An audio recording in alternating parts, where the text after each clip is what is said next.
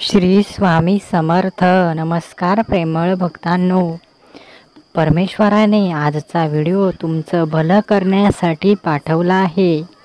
बाळा, देवाची इच्छा आहे की तू हा व्हिडिओ बघावा, म्हणून या व्हिडिओकडे चुकूनही दुर्लक्ष करू नकोस. सहमत असशील तर कमेंट्स बॉक्समध्ये श्री स्वामी समर्थ टाईप कर. बाळा, तुझ्या या खूप कष्टमय जीवनात देव तुझ्यासाठी एक नवीन आशा निर्माण करत आहे. तुझं संकट दूर करण्यासाठी देव प्रयत्न करत आहे. बाळा, देव म्हणतात, माझ्याकडे लक्ष दे, मी तुझा सुख करता आहे, मी तुझं भलं करण्यासाठी आलो आहे.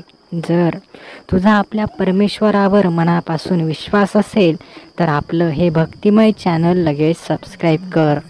बाळा, हा व्हिडिओ शेवटपर्यंत ऐकल्याशिवाय कुठेही जाऊ नकोस, कारण देव तुला एवढ्या स्वइच्छेने तुझ्यापर्यंत आले आहेत, तुला मार्गदर्शन करत आहेत.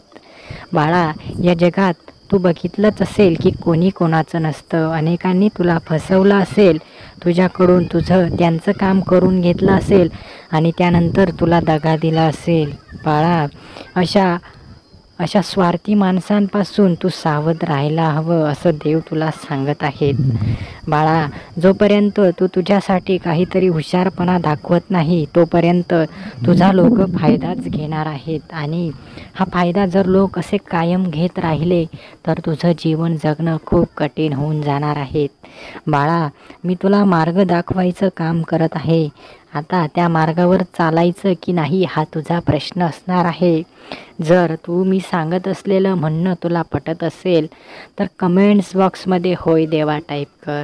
बाळा, जीवनात तू खूप स्वार्थी लोक बघितले असतील, जे त्यांचं काम असलं की गोड बोलतात आणि एकदा त्यांचं काम झालं की तुझ्याकडे पाठ फिरवतात, तुला दगाफटका करतात. म्हणून बाळा, अशा व्यक्तींपासून जर तू वेळीच सावध झाला नाही तर तुझं खूप मोठं नुकसान होणार आहे, आणि या नुकसानास तू स्वतः जबाबदार राहणार आहेस. बाळा, जर तुला वाटत असेल की तुझं नुकसान होऊ नये तर हा व्हिडिओ शेवटपर्यंत ऐकायला विसरू नकोस. जीवनात अनेक घडामोडी घडत असतात, जसे की तू एखादे काम करत असताना तुला त्या कामामध्ये विघ्न तयार होणे. जर एखादी चांगली गोष्ट तू करण्यासाठी जात असशील तर ती गोष्ट पूर्ण होत नसेल, किंवा तू मनामध्ये एखादी इच्छा धरली असशील परंतु ती इच्छा काही केल्या पुरे होत नसेल, तर हा व्हिडिओ तू नक्की शेवटपर्यंत बघ. बाळा, जीवनात अनेक समस्याने मनुष्य हा ग्रासलेला असतो. तू देखील त्यातूनच जात असेल, किंवा तुझी समस्या देवाने सोडवली देखील असेल, परंतु ज्या भक्तांची समस्या अजूनही सुटली नसेल त्यांनी या व्हिडिओकडे नीट लक्ष द्या.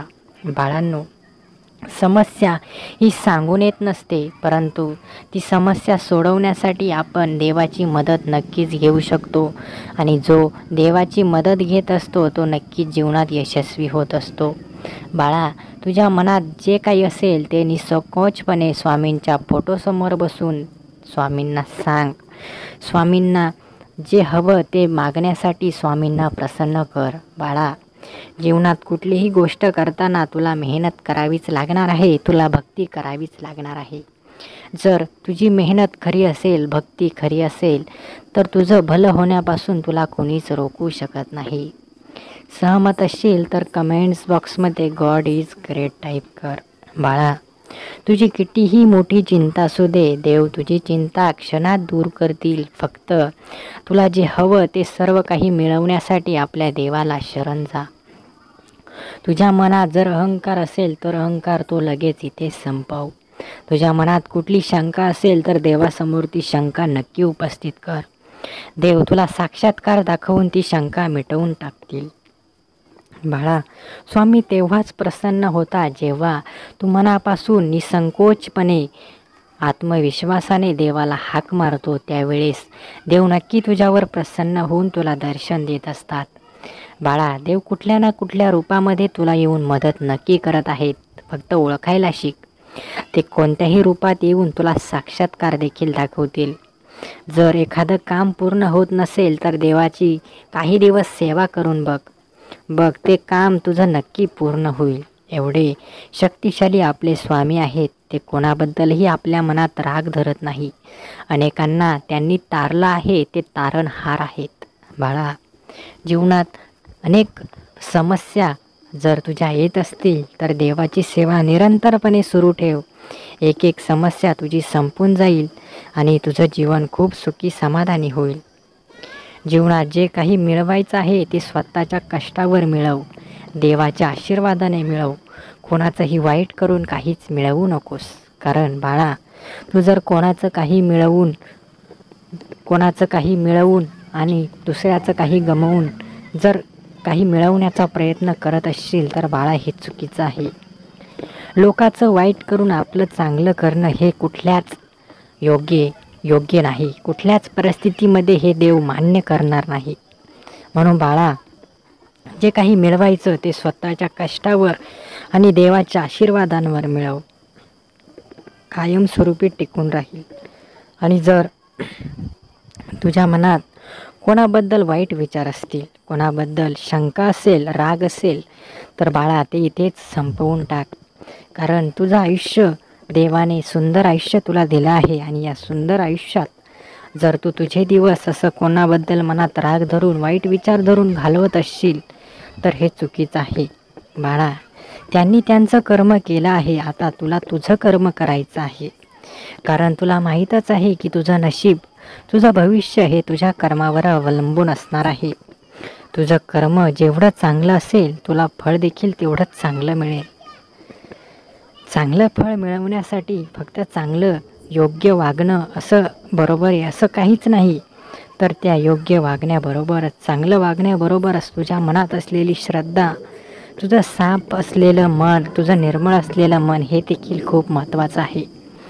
ज्यावेळेस तू एखाद्याला दान करतोस आणि ते केलेलं दान खूप लोकांना सांगत फिरतोस, तेव्हा त्या दानाला काहीच महत्त्व उरत नाही.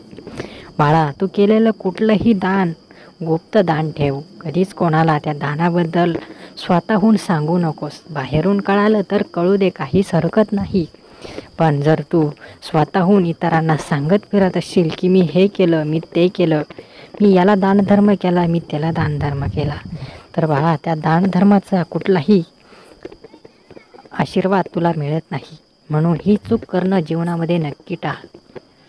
अशा अनेक चुका तुझ्या हातून न कळतपणे घडत असतात. तुला वाटत असतं की आपल्या हातून कुठलीच चूक घडत नाही, परंतु मनुष्य हा चुकांमधूनच शिकत असतो आणि अनेक चुका आपल्या हातून न कळतपणे घडत असतात.